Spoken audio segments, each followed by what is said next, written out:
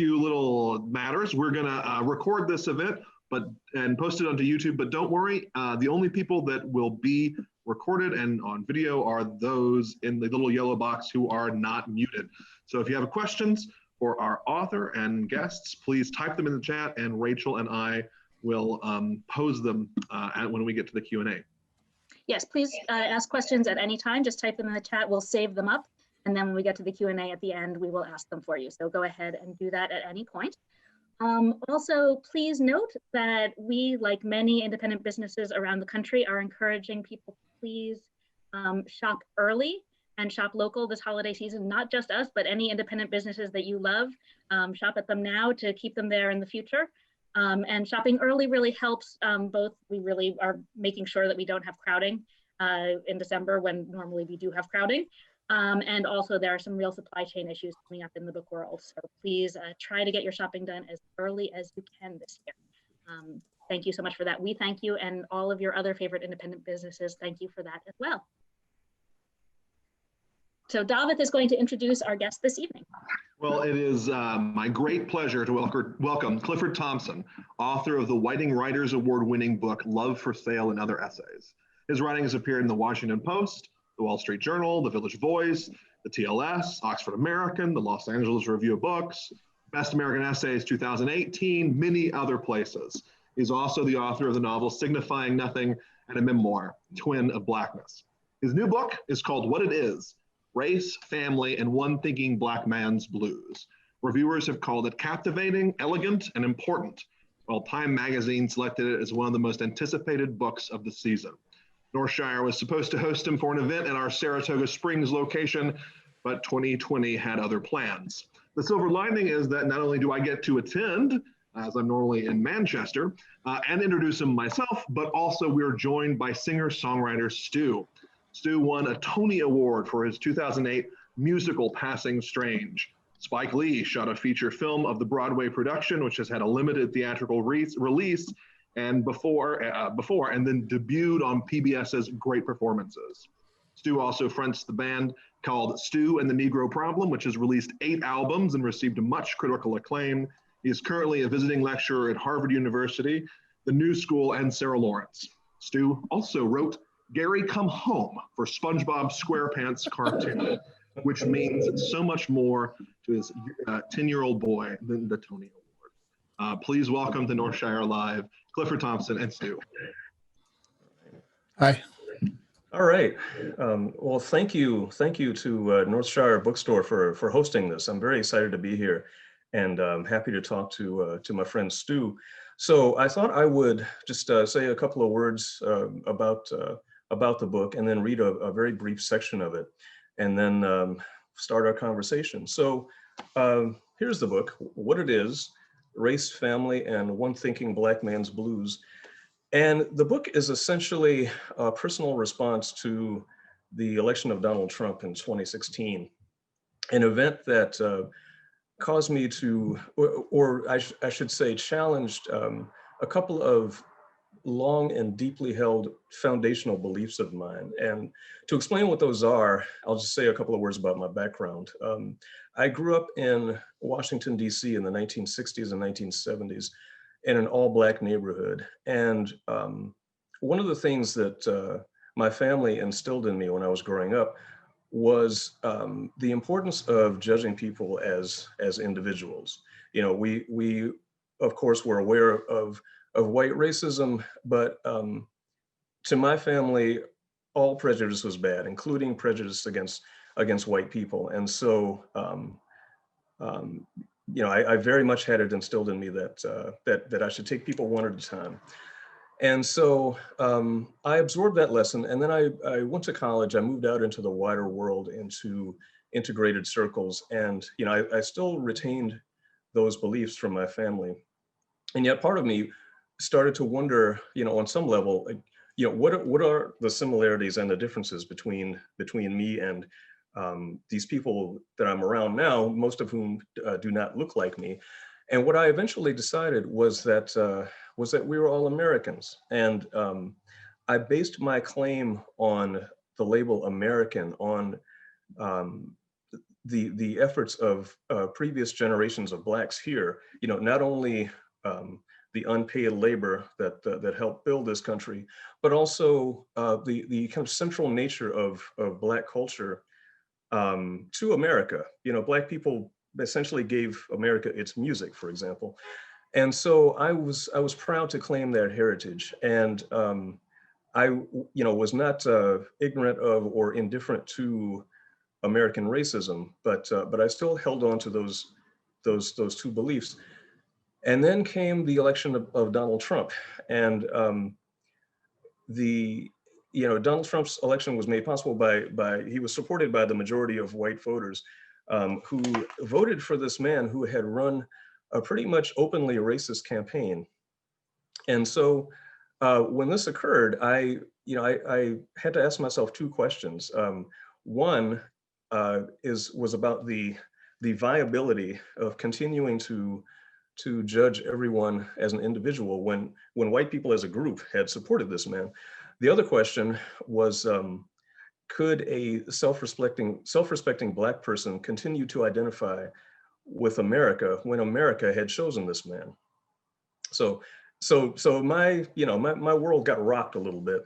And so in order to kind of think this out, I decided that I had to try to figure out for myself as much as I could some of what was going on. So to that end, I decided to conduct interviews in-depth interviews with a small but disparate group of people, which included several Trump voters. So those interviews are included in the book. The other thing to say about the book is that it's about this theme of rethinking attitudes toward race in the age of Trump and attitudes toward America in the age of Trump. But it's also about family, as the subtitle suggests. It's about raising a family. And my aim was for these two strands to intertwine and to kind of dovetail in the end. These strands of thinking about race and America and thinking about family. So with that in mind, I think I will read just like a 2-minute excerpt here. So this is from chapter 2 of the book. Well, I should say about the book before I do that. The way it's organized is that there's an introduction and 5 chapters. The first 2 chapters kind of trace my life and the development of my thinking. Chapters 3 and 4 comprise the interviews I conducted, and chapter 5 is a kind of a reflection on the whole. So I'll just read this section from chapter 2. Let's see. On the evening of Tuesday, November 8th, 2016, as Amy, my wife, and I sat in our living room with good friends who live 2 blocks away, with a TV tuned to the election returns and champagne chilling in the refrigerator, champagne that, as it turned out, we would not drink for months, ready to toast the election of the first female president of the United States. After a while, our friends departed, too depressed to continue watching. Louie, our younger daughter, was away at college in a Midwestern town where she cast her first ever vote, expecting to be part of history. But our older daughter, a college graduate, was in New York, staying with Amy and me while she looked for an apartment. And shortly after our friends left, she came home and sat with us on the sofa to watch the returns. As things went from unsettling to grim, my older daughter quietly cried. I didn't know what to say to her. We were watching as a man who had bragged about fondling women he had never met, who had received but not rejected the endorsement of the Ku Klux Klan, was elected president. He was the choice of the majority of whites, those people I refused to hate, in America, that land I called my home. And this was analogous to another small thing that had once happened to me, which didn't seem small at the time. When Amy and I were still dating, before I moved into her studio in Park Slope, I had an apartment in Harlem. One weekday morning in 1990, after I had spent the night on the slope, I returned to Harlem to find my apartment door ajar. With a sick feeling, I slowly pushed the door all the way open. Burglars had ransacked the place. My clothes had been tossed every which way, and my computer and television were gone, along with other items I've now forgotten, but mourned the loss of then. What I now find interesting about that experience was my thought process at the time. I kept thinking that if I just looked hard enough in my apartment, searched every corner, racked my brain for where my stuff might be hiding, I would find it all. This, of course, is called denial. And I felt the same impulse after Trump was elected. My mind at first refused to accept that this had happened. But slowly, I acknowledged this truth, and I began to think about what it meant. So I'll stop there and turn it over to Stu. Okay, I could have done with you reading for another 15 or 20 minutes, but since I'm here. That's what the book is for, man. Right. That's right. I want to just selfishly start with a couple of things that I emailed to Cliff when we started talking about possibly doing this. The first thing I wrote to him was, your book is sly and a tad too thoughtful for the times we live in. It takes its time in a way that feels ancient.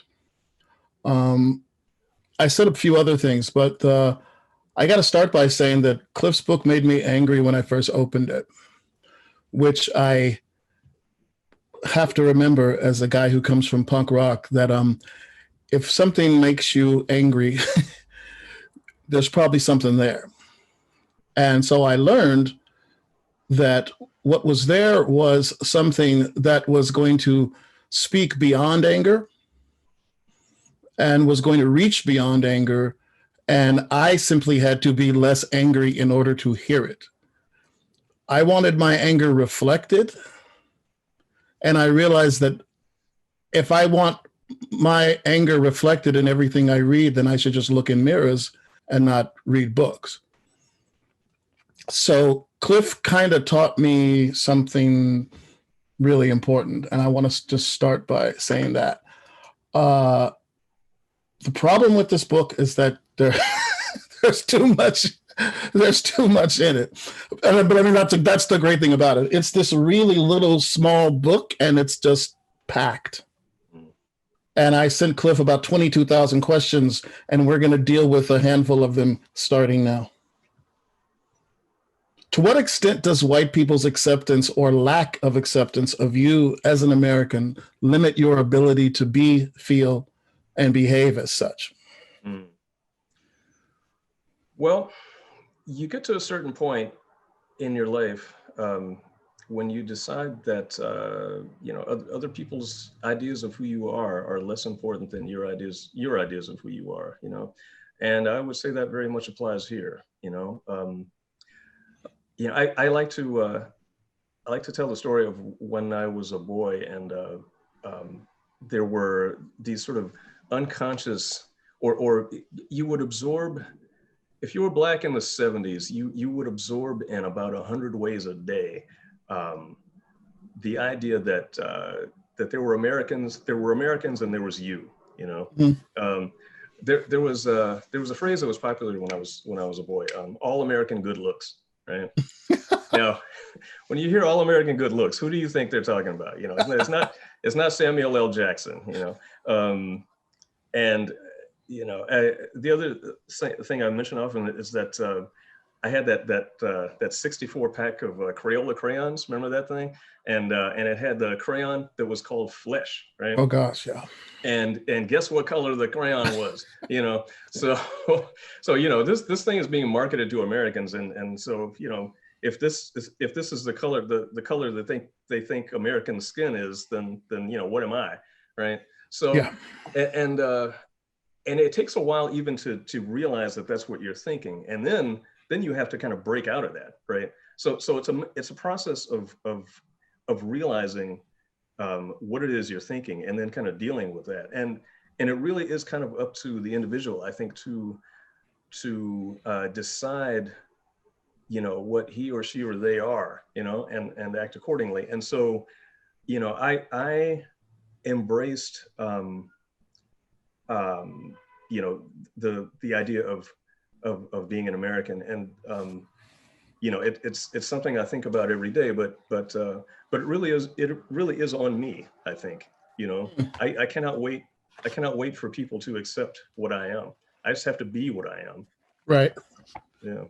So I'm thinking about just right now, I'm finally understanding. There's a section in Cliff's book, an African American who I believe without previously being interested in guns, decides to form a club of African American gun people. I don't even know what the proper word is.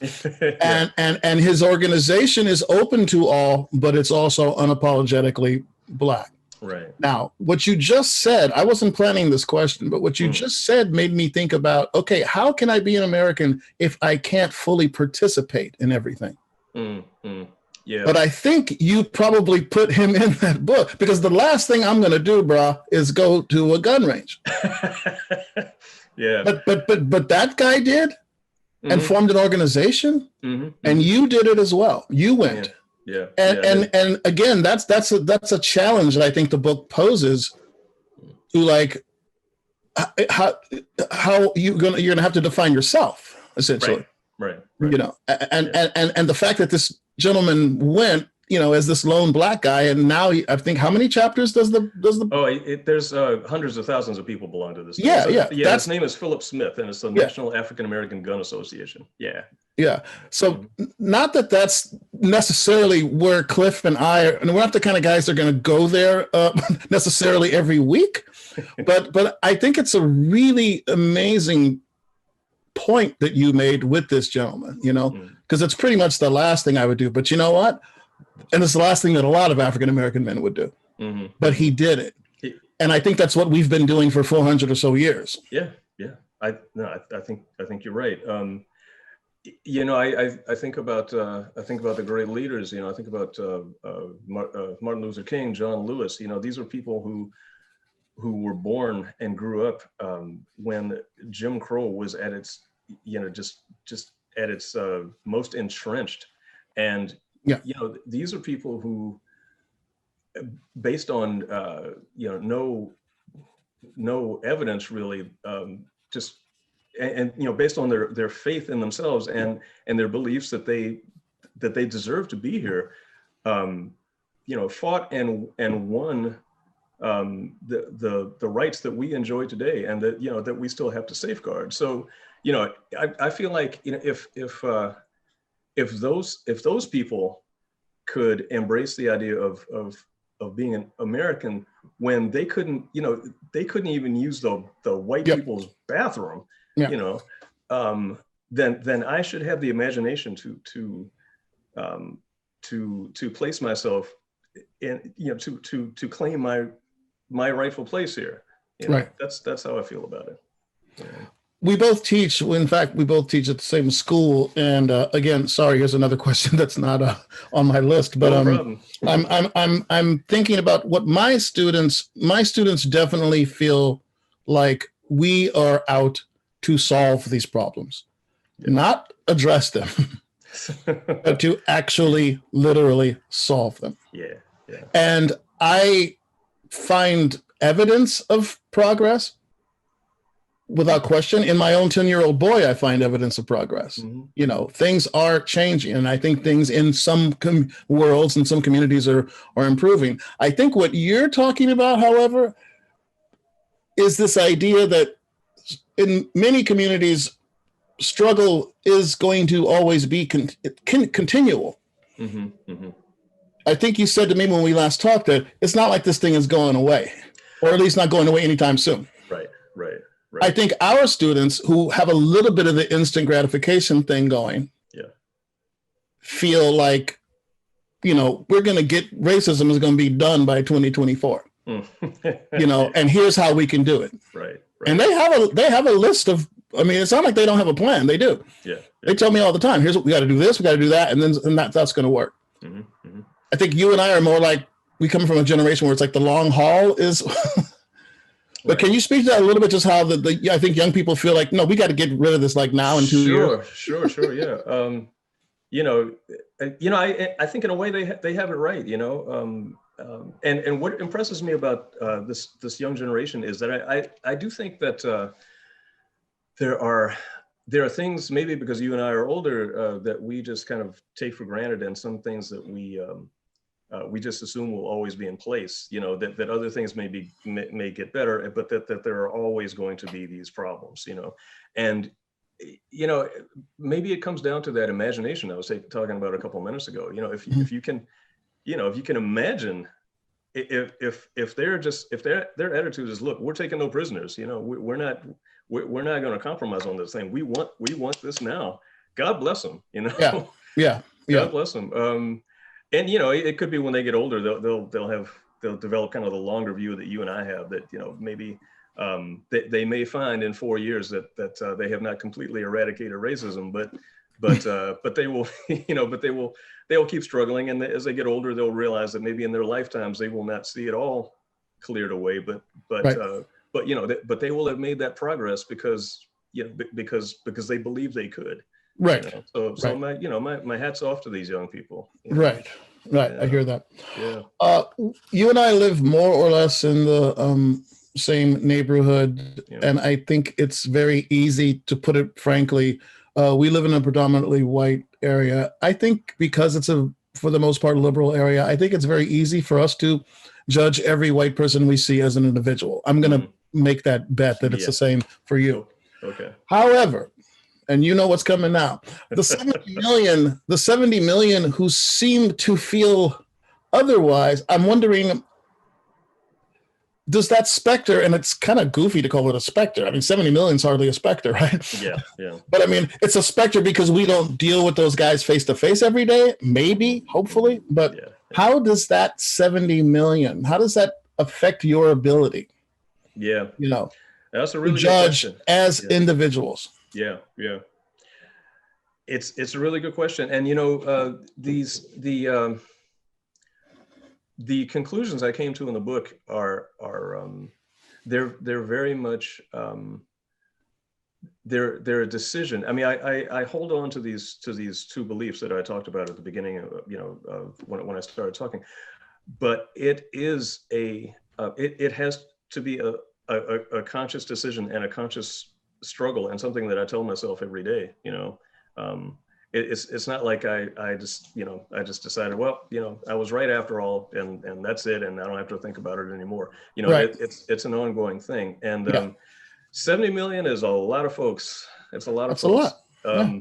And well, so, you know, the book, what I tried to do in the book is think about what actually is behind a lot of this, you know, the decision of a lot of people to vote for this man. And you know, there's no way I could talk to 70 million people, but based on, you know, the what I was able to do, and just my thinking about it and hearing these people talk that I interviewed, as I say in the book, you know, I think that, you know, we can't kid ourselves. I mean, the support, you know, a good chunk of the support for Donald Trump, I think, is the fact that he is pretty much openly racist, and some people like that. You know, that's just how it is. There's no getting around that.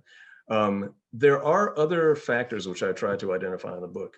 You know, there is, and there are three that I kind of focus on, and one in particular. There's ignorance. You know, just ignorance about the conditions that people of color face. There is denial. You know, that there people, I've talked to people, or tried to talk to people, who just don't want to hear that you know, Black people are 2.5 times more likely to get shot by the police than white people are. You know, they find some way to explain this away. So denial is a big part of it. But really, the ringleader in all this is indifference. You know, and it's not that so much that people don't know about this stuff, is that at the end of the day, it's not their top priority, you know. And I think that may be the hardest thing to combat, because I mean, indifference to people who are not you is kind of is just built into the human model, you know. You may be the kind of person who would not dream of, you know, calling somebody a racial slur, or you know, discriminating openly against somebody. But you know, when it comes down to a choice between a policy that you think is going to benefit you and the concerns of people of color, you know, Right. then you're going to go with what you think your interests are. You know? Right. Right. So, Trump managed to, I think, convince a lot of people that he had their interests at heart. I don't know how he did that, but he did. I mean, the man obviously cares about nobody except Donald Trump, but he managed to convince other people otherwise. So, right. I think what's also very problematic, and I know you know this already, that what you just said, when you speak to this indifference, and I'm going to get to that a little bit later, but when you speak to that indifference, you mentioned this in your book somewhere, I'm sure, or maybe I just thought you did, but this idea that, Black people have sort of like, had to deal with this. And we have seen the results, like you said, in your neighborhood. You guys knew that racism was bad because you knew you felt it. Mm-hmm. You knew it existed, and therefore you didn't want it to be something that happened to anybody else. That seems very logical, right? This sucks, so no one should have to deal with this. Right. No one else should have to deal with this. Yeah. And I think that problem with the 70 million who are like, I don't know what you're talking about. Mm-hmm. Right. Literally, I don't know what you're talking about, Right. I think that's a big issue. I want to get back to the indifference, but I want to tell you that something I was writing here.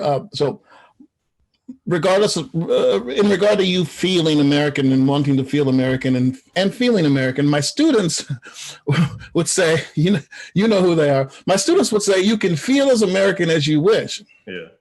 But that standing in systematic and violent opposition to your feeling is centuries of proof, right? 70 million voters that are not having it. Yeah. So, and that indifference that you speak to is what it's all about. And I just wonder, like, can you say a little more about white indifference, and let me know if you want to talk about that that amazing carnivore analogy that you sure. That just blew my mind. Sure. I think here's the thing. If you base your idea of yourself on what other people think of you, you are toast. Yeah. You are toast psychologically and very likely in other ways as well. And I keep going back to the same heroes, but like, why should Martin Luther King have thought that he was an American? Right. When he couldn't, he couldn't use the white people's drinking fountain. Yeah. But so, if he could face that, well, here's the thing: if you do a careful study of American history and you decide based on that this is not anything you want a part of, then there's nothing to tell you. I understand. God bless you. But if you reject the idea of being an American because you feel that other people don't consider you that, and you feel that there are some obstacles in your way, then it's time to man up or woman up or non-binary up or whatever you want to do, whatever you want to call it, and claim what's yours. Right. So yeah, you've made me feel like I thought of this thing as I was reading or after I read that. Like, it's true that our grandmothers and grandfathers built the clubhouse,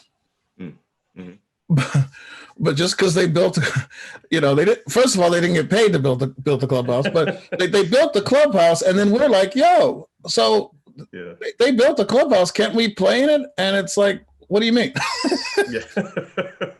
to my students, I mean, I have accepted this. Yeah. You have accepted this.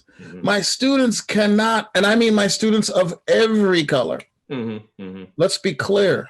Yeah. My students of every color in each university I teach, the Asian Americans I teach, the Latinx people I teach, the students I teach are like, no, we are not having this. Okay. Anymore. not having this situation, this white supremacy situation. I'm not. It's not even a question. I'm just. But are you going to talk about the carnivore thing, or I will. You know. Okay. I'm sorry to sidetrack you. No, it's okay. Now I'll get to. I did want to say.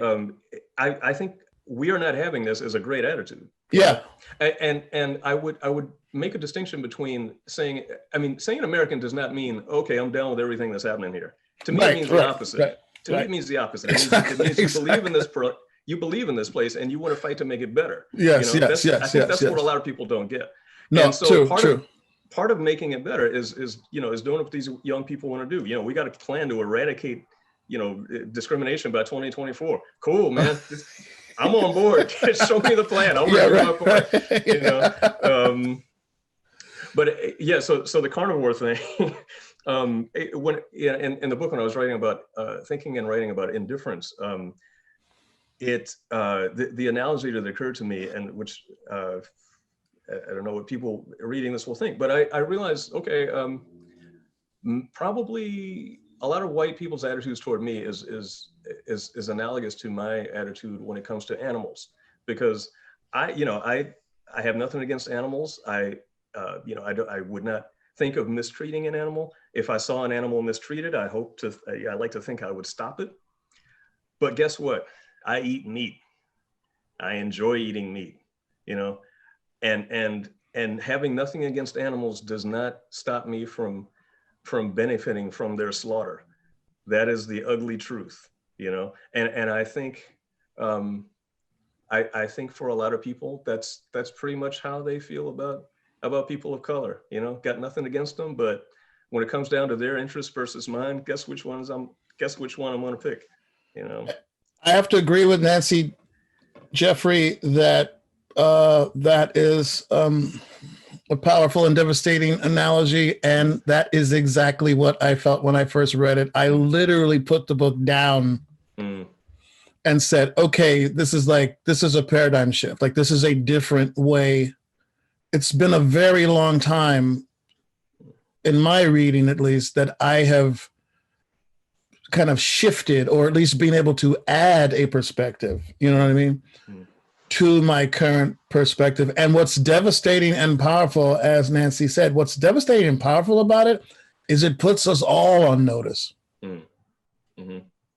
About our own indifference, you mean? Yes, yeah. And to me, that's really the best, that's, a lot of times people throw around the Baldwinian adjective a little too loosely, in my opinion. But that, when you are able to do that thing which calls us all out, becoming call out culture is about, I'm calling you out for what you said. Yeah. And to me, the great writing calls everybody out. Okay. Shakespeare calls everybody out. Yeah. No, I hear that. I just think when I read that, I just thought, okay, that is different now. I've got to really sit back and kind of think about that, because it's me. Okay. It's definitely me. And it's a whole bunch of people I know. And it might not be meat. It could be anything. Mm-hmm. It could be a whole bunch of things. We don't even have to talk about how we just flip the channel when we see all kinds of devastation that's happening in our midst. Yeah. No, it's true. It's true. So I don't know how you landed on that one, but you landed on that. That was a gift. Well, thank you. Really. It's funny. You and I have talked about politics in the past, and I don't know if I mentioned this I don't think it was in this book. I mentioned in another book, but I always go back to good old Jesse Jackson, whose name I don't hear that much anymore. But I think about I think it was the 1988 Democratic convention, and he gave a speech at the convention. It was the analogy he used was to his grandmother's quilt, right? And how it was made up of a bunch of patches, and you can't make a quilt out of one patch, So he says, look, Black people, we want our rights. Our patch is not big enough, Women, when you want to be paid, the same per hour as a man, you are right, but your patch is not big enough, And he had this whole thing, and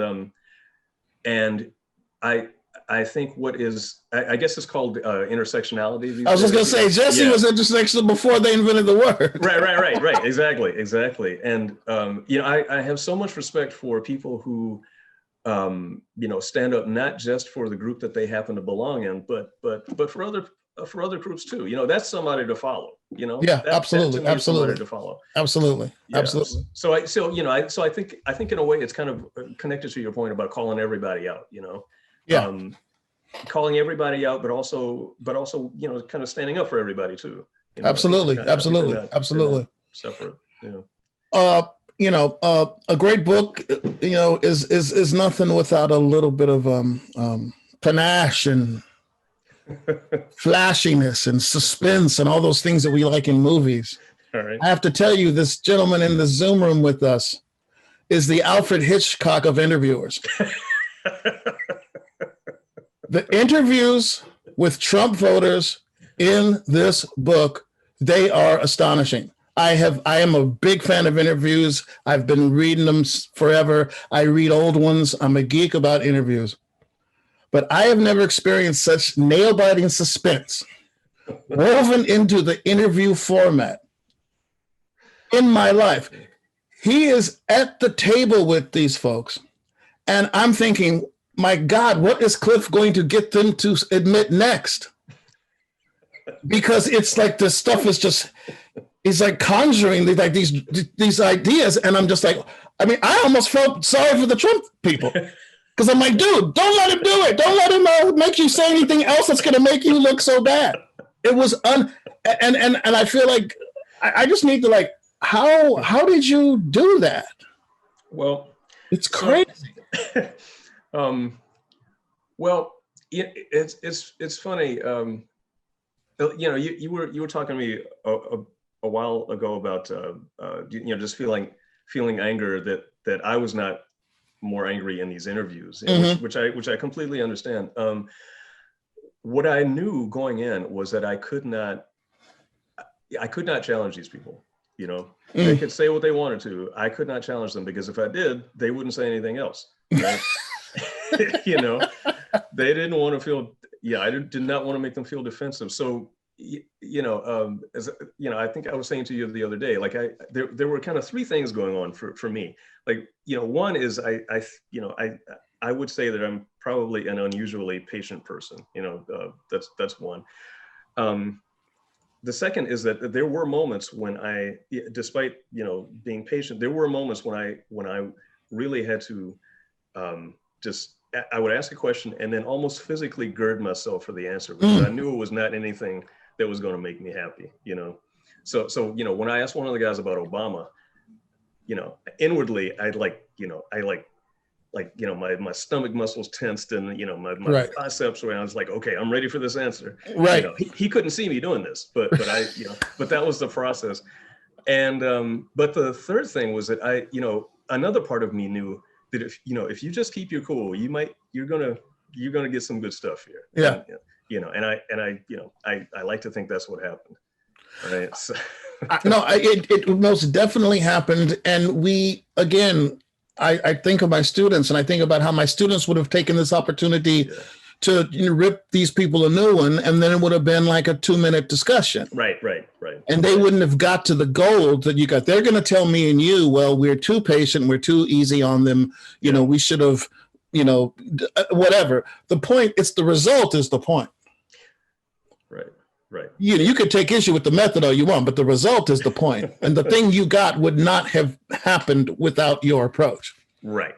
Yeah. I don't even, I teach songwriting and theater, but I feel like next semester I would love to just have you talk about just that way of making political, because it's deeply political. I know that's not your label, but it's deeply political. It's ultimately, it's fundamentally political. Mm-hmm. But your approach is just I think your approach is artistic. Well, it's your approach isn't political. No, I try to be as neutral as so when one of the guys said to me, I think Black Lives Matter is bullshit, Mm-hmm.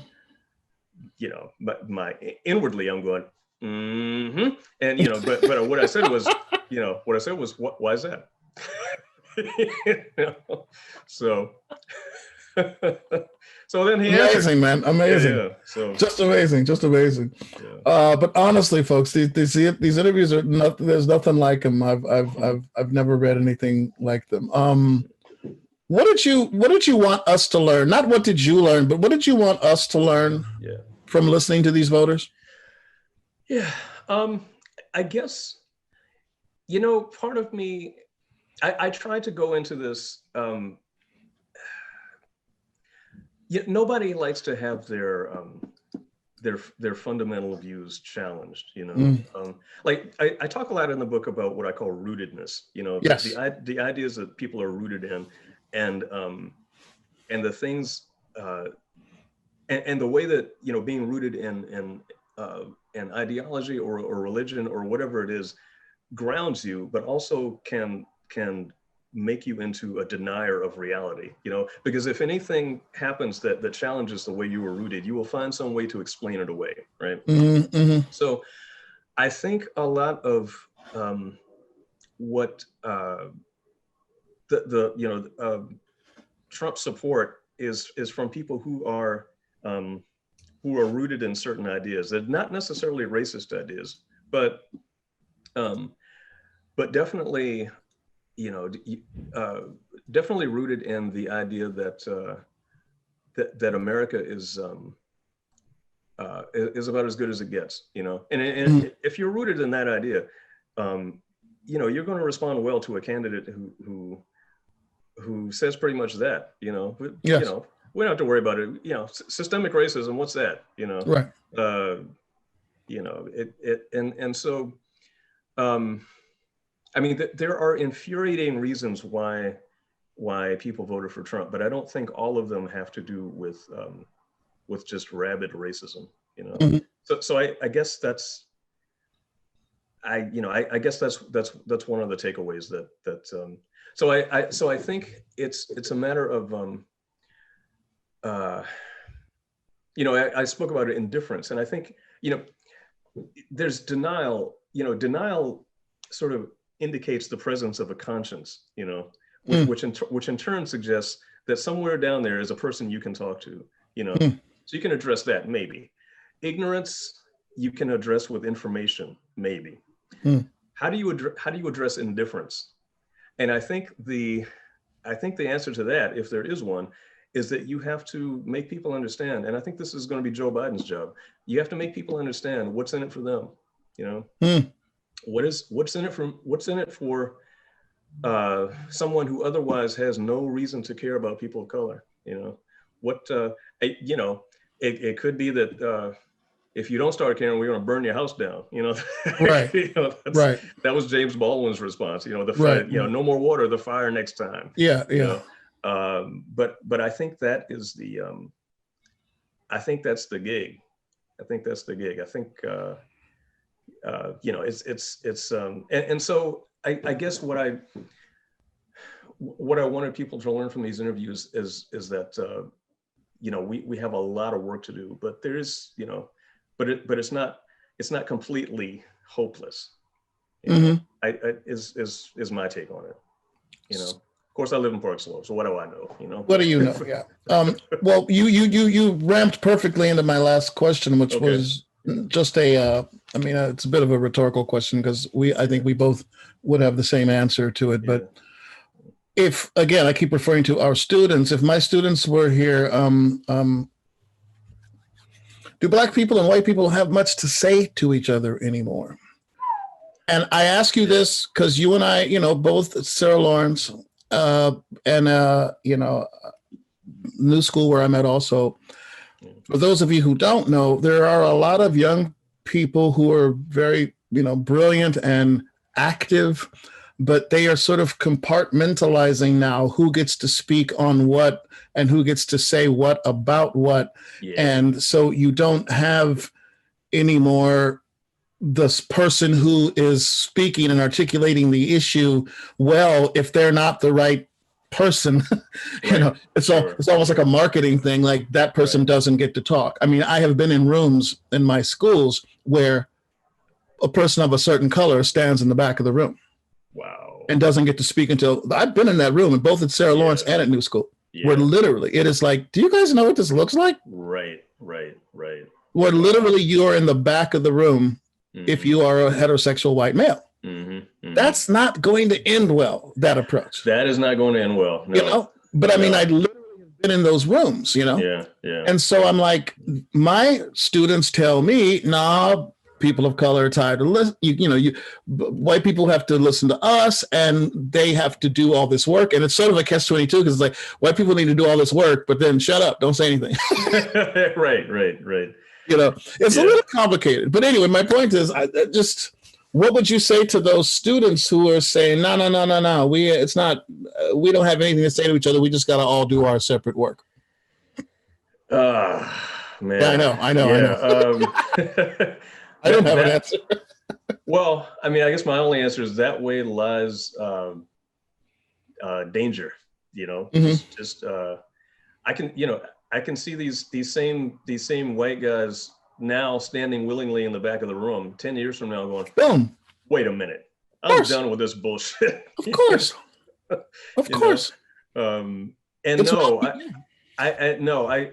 think we do have things to say to each other, and I think we should be allowed to say them. And Lord, man, no, that's not the way. That's not the way. I don't think so either. But I have hope for the first year's students that I have who are very different than the fourth year students. But that's a whole other Zoom conversation. Right.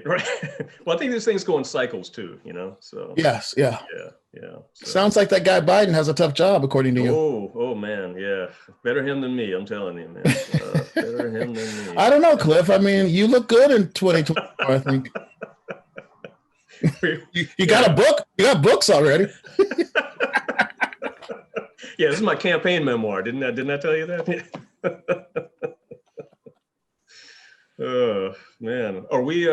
I think it's about time. Yeah, we have some great questions from the audience. Okay. I thought I'd kick off with one from Nancy. She says, "You think there's a parallel to the indifference to the suffering of Black people in the areas of racial injustice and voting for Trump, and the refusal of millions to follow basic masking and social distancing precautions during COVID, especially when the impacts of this epidemic are disparate in different communities?"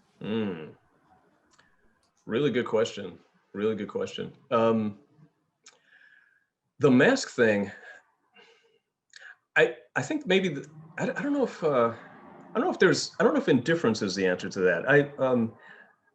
I sometimes feel like ideas about freedom in America are like it's like this glass of milk, you know, and it's this great thing, but it's been left out too long and unattended to, and it's just like developed these weird properties, you know. It's like what used to be a belief, what used to be a healthy belief in freedom has now become this belief that, you know, I'm American, so I can do whatever the hell I want, you know. It's like, no, man, that's not how it works, you know. I think I don't know, this idea somehow has, like, over the centuries has kind of curdled, and to the point where it's made Americans into, or so many Americans into, just adolescents, you know. Somebody online put it very well. They said, insisting on your freedom without insisting on your responsibility is to be an adolescent, you know. And I think that's what we got going here. So, yeah. I live with an adolescent who has a better sense of responsibility. Right. Alive, Right. Yeah. Wow. There's a great question from Peter that he sent to me. He asks, how has the process of writing the book had an impact on you? For example, how do you now mindfully and or actively work on your own indifference? Good question. I mean, I definitely had to think about my own attitudes, and when I was thinking about this, and you know, as Stu said, I think we're all implicated in some of this, and so I have had to check myself, you know.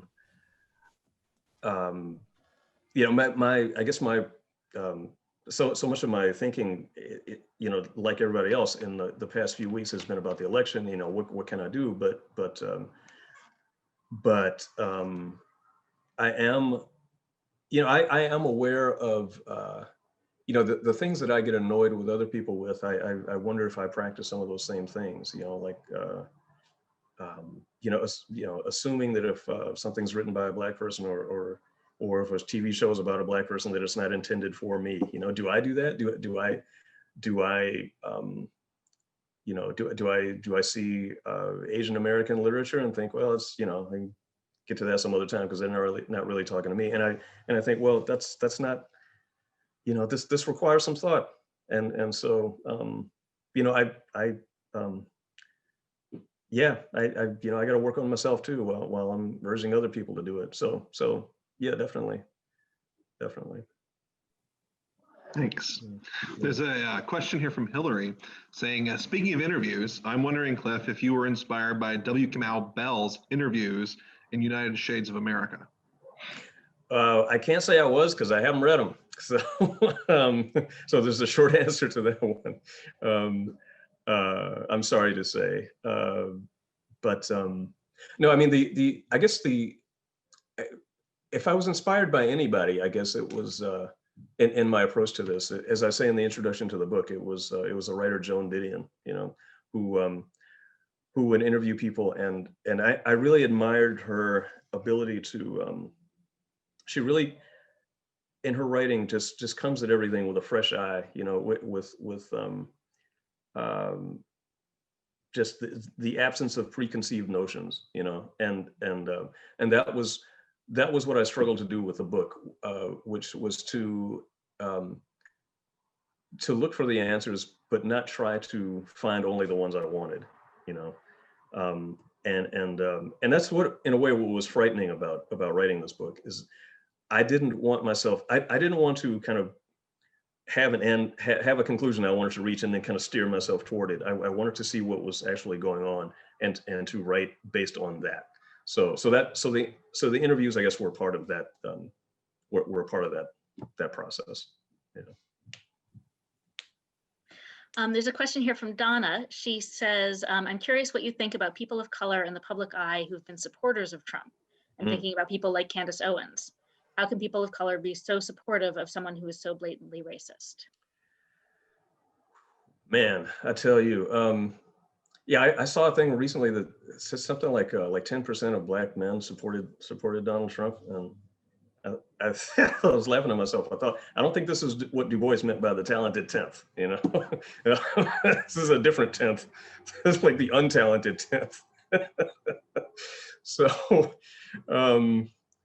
Yeah, man. You know, coming back to like indifference and self-interest, you know, like 50 Cent said that, you know, if Trump was not reelected, he was going to have to leave the country. You know, which my response was, "Have a good trip, man." Sayonara. I don't, man. That's a puzzle. None of the Black people I know support Trump. So somebody was suggesting to me that might have to be my next book, and it might be actually because I'm really curious. And like, you know, the LGBT community too. Apparently Trump doubled his support among that community. So I'm really kind of wondering what's happening. I mean, I think like I know a number of Black celebrities have supported Trump, maybe because they like his tax policies, or, you know, it might be as simple as that kind of self-interest, you know. And you know, there's the old view that in America people sort of identify with the group they want to belong to, right? So if you see yourself as somebody who aspires to be rich, then you want to imagine yourself in that group, and so you favor the people who are good to that group. Never mind if you don't have, right now, you don't have two nickels to rub together. You know, you're kind of projecting where you want to be. That's as good as I can do explaining that one. Yeah, thanks. I know I just read Isabel Wilkerson's cast, and she talked exactly about that point with economic self-interest. Yeah. Well, thank you both so much. This has been a terrific event. We are just about out of time. Cliff, is there something you'd like to leave us with? Some last thoughts? Linda had a comment in the questions asking a little bit of clarification about what you meant about Black Lives Matter. And I mean, it's been quite a road since What It Is came out. Yeah. What did I say about Black Lives Matter? I mentioned it in passing and something. Okay. I'm happy to clarify what I said. I just don't remember what I said. Does anybody? I think that Linda, her question was that she took what you said to interpret it as meaning that you weren't supportive of Black Lives Matter. Oh, no, that is not what I meant at all. No. That's not what I meant at all. No, I was saying, I think one of the gentlemen I interviewed said, I think Black Lives Matter is bullshit. And I said, why is that? And he went on to give his answer. So no, I fully support Black Lives Matter. So yeah, I'm glad you asked. Yeah. I don't know. Last thoughts. Thank you, Stu, for working so hard on these questions and being willing to do this. And thank you to the bookstore. I really appreciate your hosting this event. And yeah, I like this book. You know, yeah, you should read it. How's that? That is a perfect last thought. Okay. Yes, everyone should read this book. Thank you so much to Cliff and Stu for taking the time tonight. Thank you, audience, for being here. Cliff, thank you for your patience as we had to reschedule your in-person event and then reschedule it again and then move it virtual. I'm glad you could be here now. Yeah, me too. Thank you so much. Yes, thank you. And thank you, everybody, and have a great rest of your night. Okay, you too. Thank you. See ya. Thank you, Thank you, everybody.